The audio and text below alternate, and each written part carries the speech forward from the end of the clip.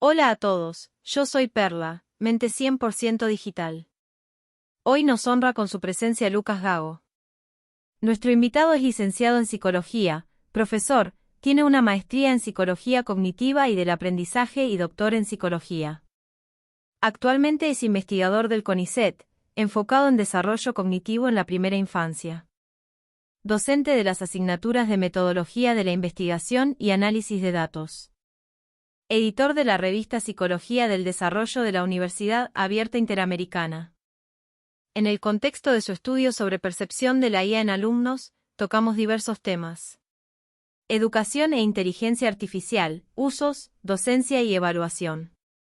Uso de pantallas en niños, efectos negativos, psicoeducación, control parental. Perspectiva de evolución de la IA. Bueno, buenas tardes, buenas noches a todos.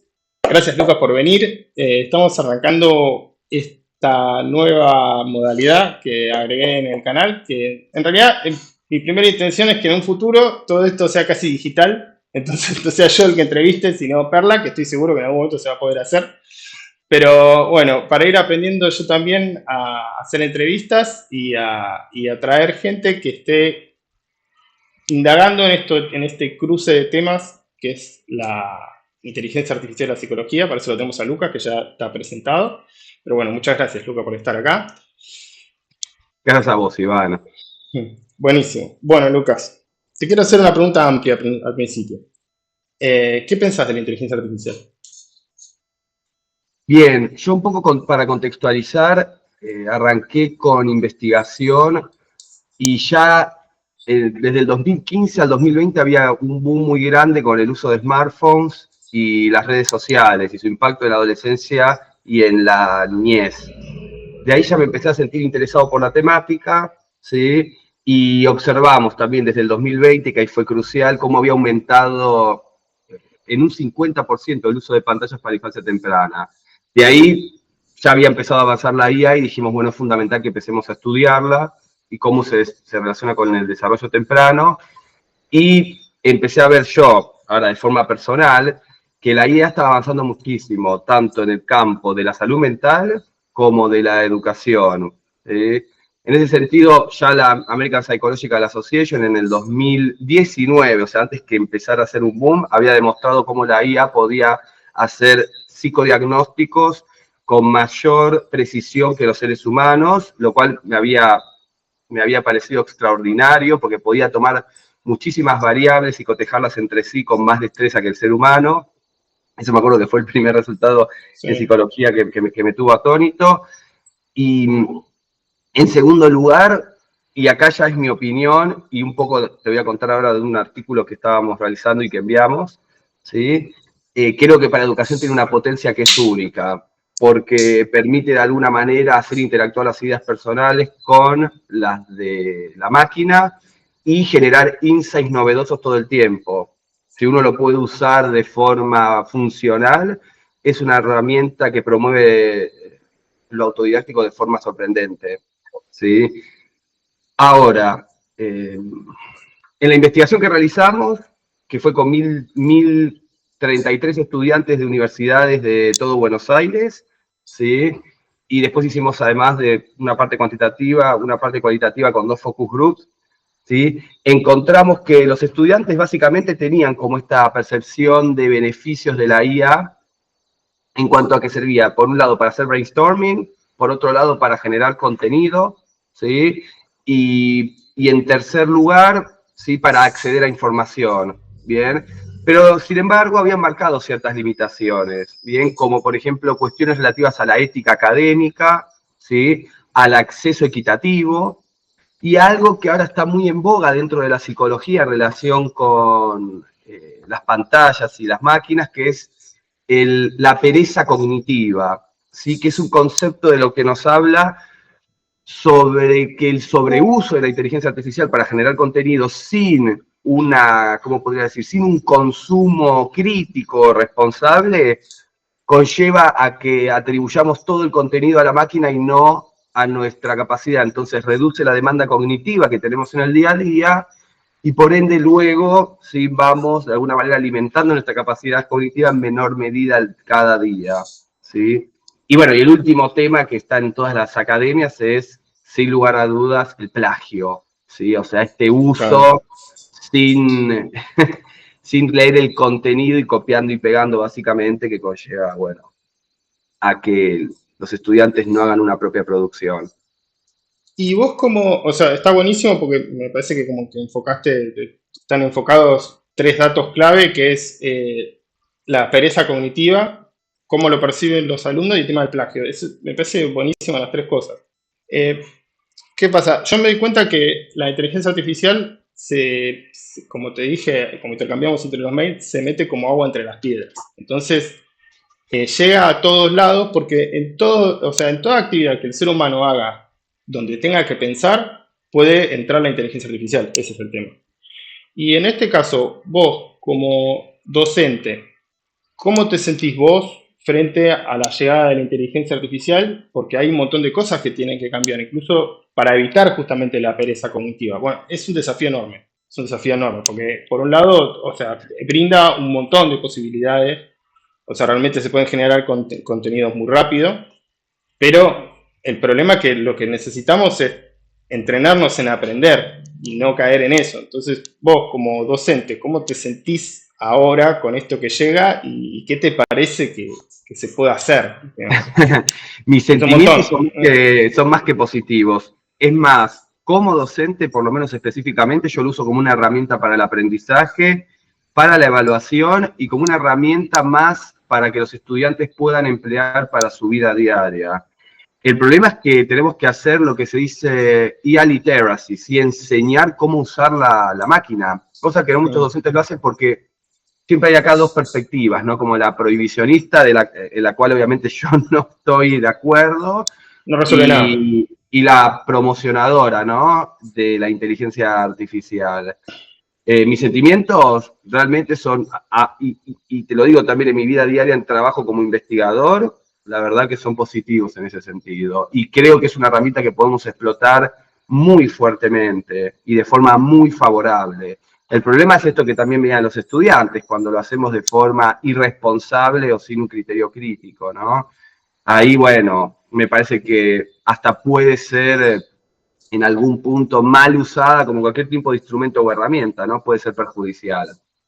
Y, o sea, yo pensaba, ¿no? En este tema y creo que un poco hay algunas cosas se puede volver un poco a las fuentes. Y la fuente de la evaluación, digamos, el origen de las evaluaciones, a veces sobre todo en ámbitos académicos, siempre era el oral, o sea, explicar. Entonces, yo lo que pensaba, no sé si vos estarás de acuerdo, de que en realidad es como que hay que subrayar mucho, o tal vez la educación tienda a volver mucho al examen oral, porque es el momento en el que el alumno, vos comprobás que el alumno entendió, que maneja, y un poco dejar de lado, yo como estudiante lo viví, me pareció siempre muy estéril, por decirlo de alguna forma, el tema del trabajo práctico escrito. Totalmente, totalmente, Iván. 100% de acuerdo con vos en ese Mm. sentido. Es más, yo en mis clases antes, por ejemplo, pedía ensayos como producción. Empecé en menor medida a solicitarlo y a hacer más presentaciones orales por parte de los estudiantes o clases activas por parte de los estudiantes debido a esto. Y sí, creo que tenemos que volver a ese tipo de evaluación por lo menos como para evaluar la calidad de cómo de alguna manera incorporaron los conceptos principales, por ejemplo, una asignatura, o cómo pueden reflexionar acerca de ellos. Y el examen escrito también, ¿no? Me parece que es Claro. una forma de evaluación fundamental. Yo trabajo mucho también en taller de tesis y tienen que armar sus tesis de grado y también en posgrado. Y ahí las universidades ya cuentan con detectores de inteligencia artificial, entonces sabemos con cierta precisión, que no es infalible, Claro. cuánto hay hecho directamente por la inteligencia artificial. También uno se da cuenta, ¿no? Porque tiene, a ver, la inteligencia artificial tiene un cierto tipo de Sí. fraseo que le es muy propio, hasta un tipo de numeración y un tipo de título por numeración que uno que la usa y que lee acerca de ella está bastante en general avesado y lo puede detectar rápidamente. Pero Claro. sí, Lo importante es que, digamos, es más allá de que, entiendo yo, ¿no? Es más o menos en línea de lo que estamos hablando. Lo importante es que aquel trabajo que se presenta, si bien puede estar apoyado en una redacción de la inteligencia artificial, aquel que lo presenta tiene que entender qué es lo que está diciendo. O sea, digamos, tiene que tener algo de no entenderlo, porque entenderlo sería como que vos le des un apunte a un alumno y el alumno lo entienda, sino que tiene que tener como algo propio que sea el producto, o sea, que la inteligencia artificial sea un medio y no el que resuelva todo. No, totalmente, sí, tiene que ser una herramienta más de trabajo y ya. Claro. Igualmente algo que era importante, y no lo conté también de los resultados de la investigación, es que conocen la IA, la mayoría de los estudiantes, pero la mitad de la muestra la usaba. Esto es importante, ¿no? Porque nosotros creemos que, no, ya todos están usando la IA. No. Y por ahí uno tiene un sesgo en ese sentido y no está aún tan extendida entre los estudiantes o la usan para cuestiones muy particulares y no es una herramienta del día a día. Es decir, conocemos muchas personas, tanto en el ámbito de, hasta te diría, de la salud mental como en educación, que la utilizan todos los días, pero hay personas que la utilizan por ahí para cuestiones muy puntuales.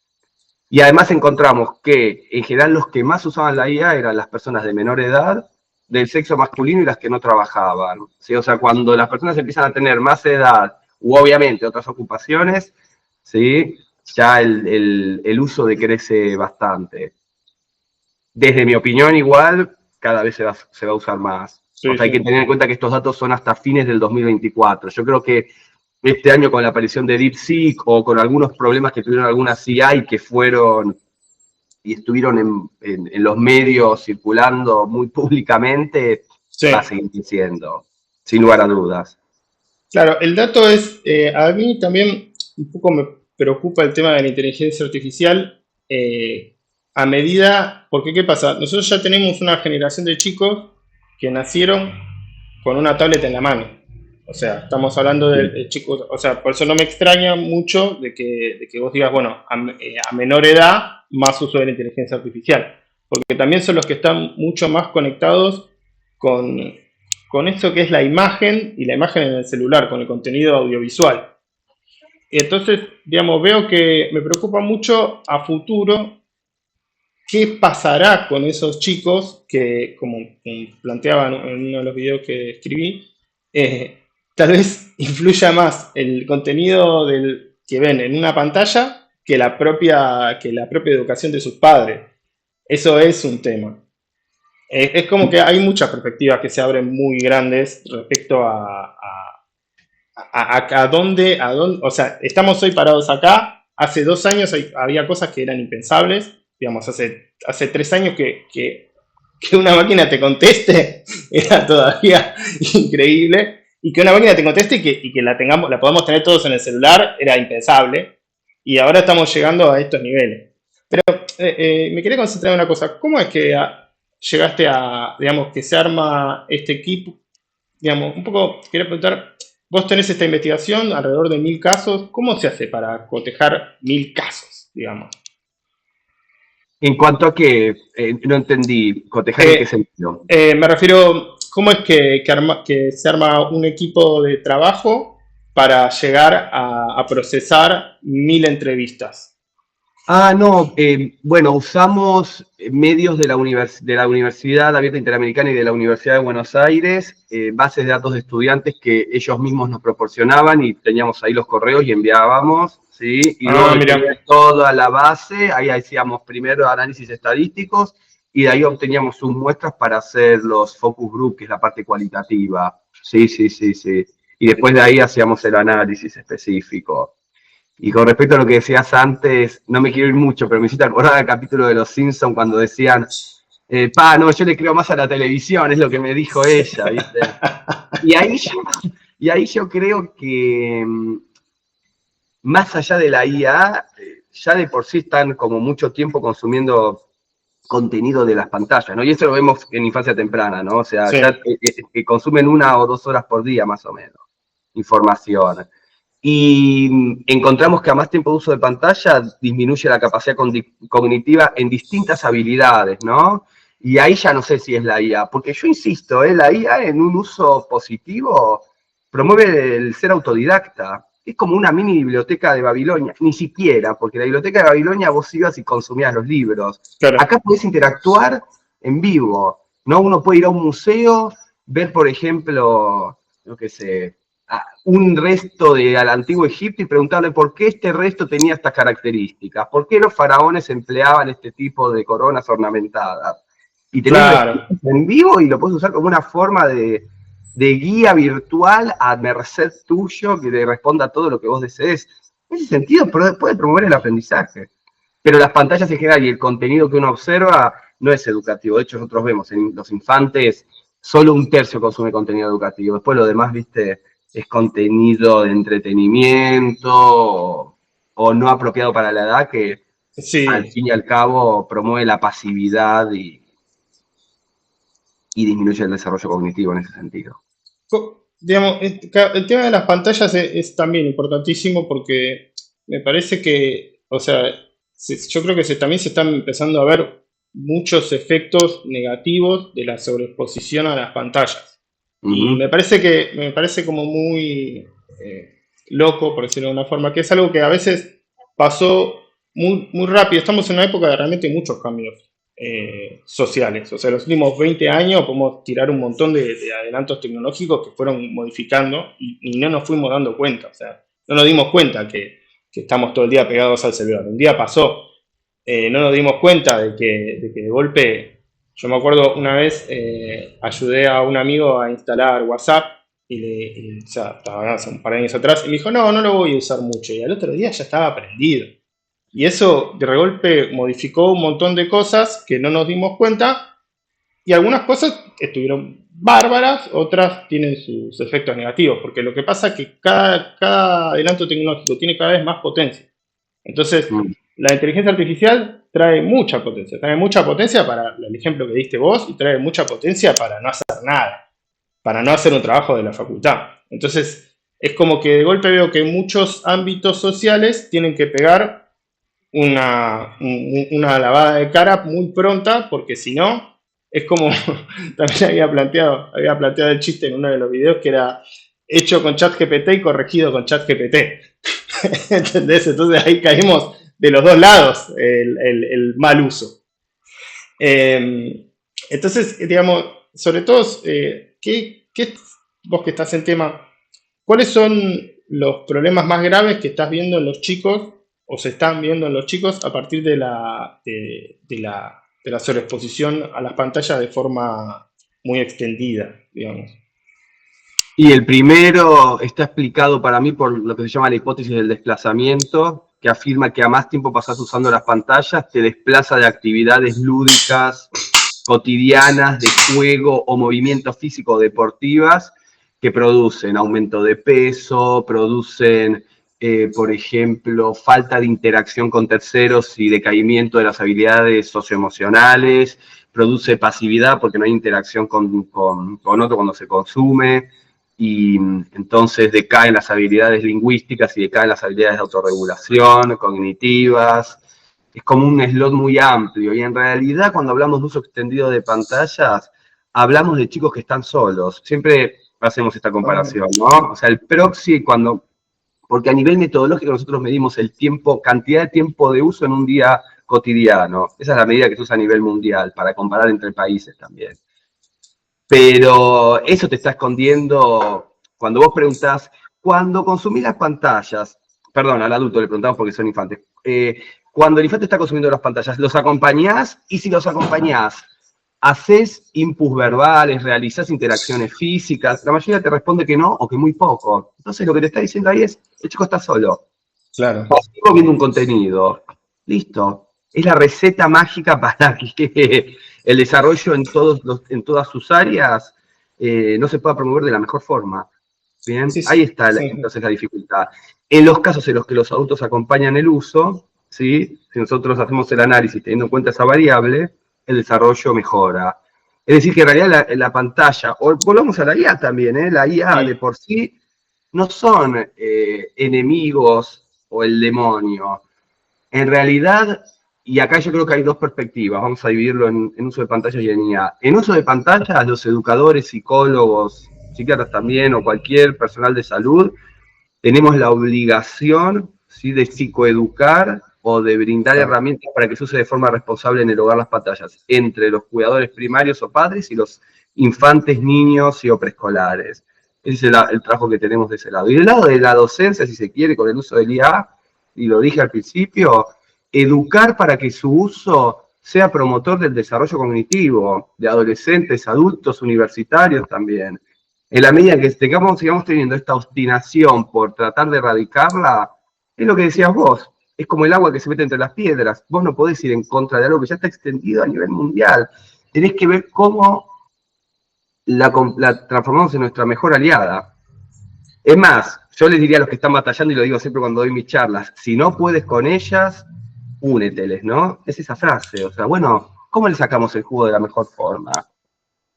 Sí, tal cual. Es que lo que también yo quiero plantear en general en el canal es el tema de que es algo que no se puede parar, pero no es que no se puede parar porque hay un negocio capitalista atrás, que sí lo hay, digamos. No es solamente por eso, sino es por el hecho de que la gente a lo mejor justamente por no saber piensa que es una inteligencia artificial y no es una.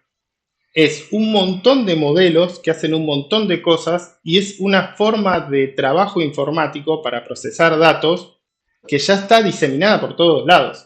Entonces, vos no podés desconectar la inteligencia artificial. No existe eso. No existe eso. Y no existe eso y cada mes que pase vamos a estar con dispositivos más chicos, más baratos y con más potencia. Entonces, eso es Totalmente. imparable. Por eso es que es muy importante que sobre todo, me parece que siempre también pienso que los psicólogos tienen que trabajar mucho con eso, por eso estoy acá, en este canal, y es porque como esto se va a meter en todos lados, va a haber todo aspecto del ser humano que esté modificado, al menos indirectamente. No hay mucha vuelta. O sea, me parece como un momento dificilísimo porque hay que comunicar que se viene algo importante y que hay que estar al día. Y no es que hay que estar al día para ser moderno, hay que estar al día para entender lo que pasa, porque si no entendés lo que pasa nunca podés hacer nada. Entonces hay que tomar a veces, hay algunas cosas que son las de siempre. Es como vos recién dijiste, el tema del padre que acompaña al chico. Si un chico tiene un problema, normalmente lo que tenemos que mirar es el ámbito familiar, no el chico. O sea, Uh-huh. el chico está adentro de un contexto. Entonces, eso es una lógica que viene, yo creo que de siempre. No tiene novedad eso.